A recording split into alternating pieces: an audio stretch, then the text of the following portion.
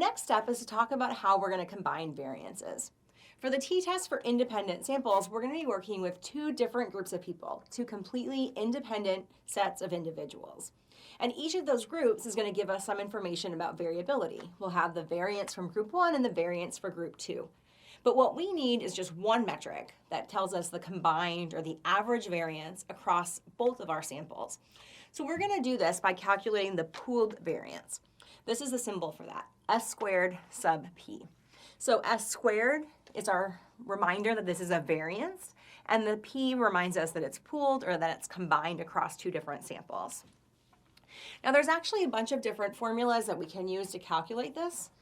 The key to both of those formulas is that they're flexible to allow us to combine groups that have different sample sizes. So say we have one group that has 10 people in it, and the sum of squares of that group is 300, and we have another group that has, say, 20 people in it, and their sum of squares is 400.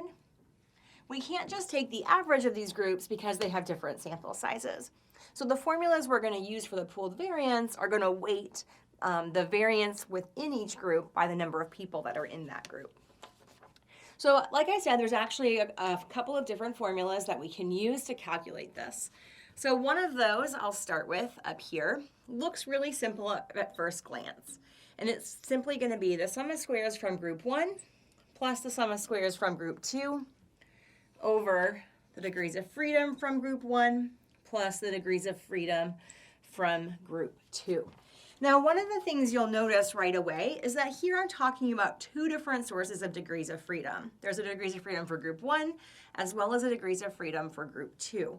The fact that we have two different degrees of freedom is because we have two different groups, and we'll talk about that a little bit more when we do our full problem for t-test for independent samples. In the meantime, I'm going to give you the other formula for the pooled variance.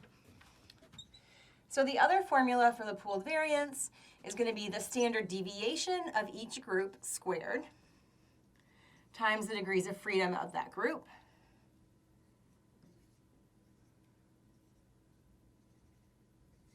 divided by the total degrees of freedom, which is going to be degrees of freedom 1 plus degrees of freedom 2. So just a reminder here, S squared, S is the standard deviation of a sample, S squared is the variance of the sample. So this particular unit would be the variance of group 1. This would be the variance of group 2. So depending on the configuration of data that you have, one of these formulas may be easier to use than the other. In fact, for this particular setup, this formula is going to be really easy to use because I go ahead and give you the sum of squares for each group. So let's just go ahead and work through this problem real quick so you can see how to plug in all the numbers.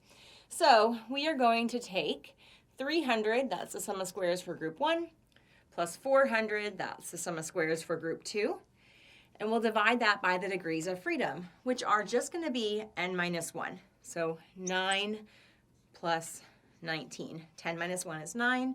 20 minus 1 is 19.